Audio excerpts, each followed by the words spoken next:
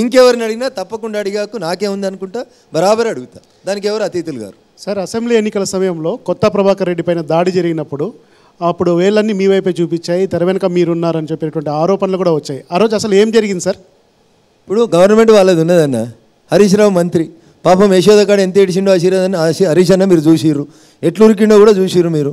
వాళ్ళ అమ్మ నాన్నకి అంత ఆపదత్తే కూడా ఆయన ఎన్నడూ అట్లా ఉరకంగా చూడలేదు, నేను ఏడవంగా చూడలేదు. పాపం నటించాలంటే ఆస్కార్ అవార్డు ఎవరికైనా ఇవ్వాలంటే రాజకీయాల లోపల మొట్టమొదటి ఇవ్వాల్సినటువంటి వ్యక్తి గౌరవనీయులు కాబట్టి ఆతృతతో పరిగెత్తానని మళ్ళీ ఆయన వివరణ ఇచ్చుకున్నారు. సార్, మేమిద్దరు క్లోజ్ ఫ్రెండ్స్ కాబట్టి కొత్త ప్రభాకర్ రెడ్డి గారికి ఏమైందన్నటువంటి ఆతృతతో నేను పరిగెత్తాను. సోషల్ మీడియాలో హరీష్ రావు గారు యశోద హాస్పిటల్ ముంగట నాటకం మొదలుపెట్టే కంటే ముందు ప్రభాకర్ రెడ్డి కత్తిపోటు పొడిచిన విషయం, కత్తిపోటు పొడిచినాక ప్రభాకర్ రెడ్డి గారు చెయ్యి ఇట్లా పెట్టుకున్న విషయం, చెయ్యి తీడ రక్తం సుక్క కనబడిన విషయం, ఆయనంతలో ఆయనే వచ్చి కారు డోర్ వేసుకొని కూర్చున్న విషయం, ఆడికెళ్ళి గజవేల్ దవాఖానకు పోయిన విషయం కూడా సోషల్ మీడియాలో కనబడుతుంది. సార్, నేనేం అబద్ధం. ఆ రోజు ఏం జరిగింది సార్? మీ నోటీస్కి వచ్చింది మీరు రఘునందన్ రావును బదనాం చేయాలి, అంతకు మించి హరీష్ అనేటువంటి ఇంకేం తెలియదు.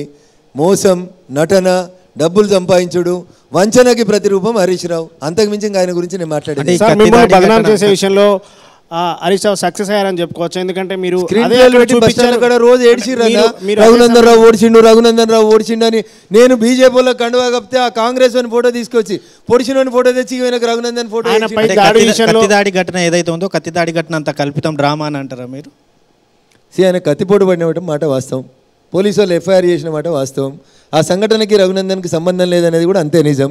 దాన్ని ఒక రక్తి కట్టించేందుకు ప్రతి స్ట్రీట్ కార్నర్లో ఒక వీడియో పెట్టి ఫ్లెక్సీలు పెట్టి రఘునందన్ పొడిచినట్టు కత్తి రఘునందన్ చేతులు ఉన్నట్టు చూపెట్టి దాన్ని నాటకాన్ని రక్తి కట్టించే ప్రయత్నం చేసింది నాటి బీఆర్ఎస్ ప్రభుత్వం. దాన్నేం నేను డినే చేస్తలేను.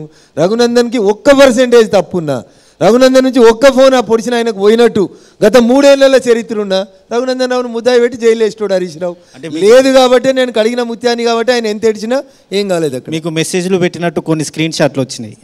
నేను అదే చెప్తా ఉన్నాను, ఇది అత్యుత్సాహం ఆఫ్ ద మీడియా తప్ప ఇంకొకటి ఏం లేదన్న. రఘునందన్ రావు అనేటోనికి వెళ్ళి ఒకవేళ రాజు అనేట ఆయనకి ఒక కాల్ ఉన్నా ఒక మెసేజ్ ఉన్నా అప్పుడున్న CP madam was very enthusiastic. ఆమె ఎప్పుడు పట్టుకుందామా రఘునందన్ అని ఎదురు చూసింది. నాకు సంబంధం లేదు అని ఆమె చెప్పింది, కాంగ్రెస్ పార్టీకి సంబంధం ఉంది అని చెప్పింది, పొడిచిన ఆయన కాంగ్రెస్ పార్టీలో పనిచేస్తుండు అని చెప్పింది, పొడిచిన ఆయన మీడియాలో పనిచేస్తుండు అని సిపి మేడం చెప్పింది. ఇంకా రఘునందన్కి సంబంధం అంటగట్టాలనుకుంటే రేవంత్ రెడ్డి గారికి దరఖాస్తు తీరి మళ్ళీ ఇన్వెస్టిగేట్ చేయమని చెప్పుండ్రు. బీజేపీలో రఘునందన్ రావు ఒంటరి అయిపోయారా? ఎందుకంటే గతంలో అసెంబ్లీ ఎన్నికల సందర్భంగా మీరు చేసిన వ్యాఖ్యలు ఏవైతే ఉన్నాయో ఆ వ్యాఖ్యలన్నీ మీకు ఇబ్బందికరంగా మారాయని చెప్పేసి తెలుస్తుంది. ఇప్పుడు రఘునందన్ రావు ఎప్పుడు ఏం అసభ్యంగా మాట్లాడలేదు, ఇబ్బందికరంగా మాట్లాడలేదు, ఎవరికి వ్యతిరేకంగా మాట్లాడలేదు. రఘునందన్ రావు పార్టీ లైన్ దాటి ఎప్పుడు పనిచేయడు, ఉన్నంతకాలం పార్టీలోనే పనిచేస్తాడు, పనిచేసినంతకాలం పార్టీ లైన్లోనే పనిచేస్తాడు. రఘునందన్ రావు ఎప్పుడు ఏం మాట్లాడలేదు. ఎప్పుడు ఒంటరోడు కాదు. రఘునందన్ రావు 700 మందితోటే ఉంటాడు. తక్కువ చేసి మాట్లాడారు ఢిల్లీలో మాట్లాడినప్పుడు. ఇవన్నీ టెక్నాలజీ పెరిగిపోయిన తర్వాత మీరు చేసేటువంటి మార్ఫింగ్ వీడియోలు, మార్ఫింగ్ ఆడియోలు. నేను వకాలత్ చేసే వకీల్ని. అజారుద్దీన్ అనేటువంటి Indian cricket team captain Pakistan captain తోటి మాట్లాడిండని ఆయన మీద కేసు పెట్టి ఆయన మీద బ్యాన్ వేస్తే సుప్రీంకోర్టు చెప్పింది audios and videos cannot be taken as an evidence అని ఈ దేశ సర్వోన్నత న్యాయస్థానం కొట్టి అవతల వారేసింది. అంతకంటే పెద్ద కోర్టు ఏమని ఉంటే మీరు నన్ను అడిగి తోలుకపోండి అక్కడ ఆర్గ్యుమెంట్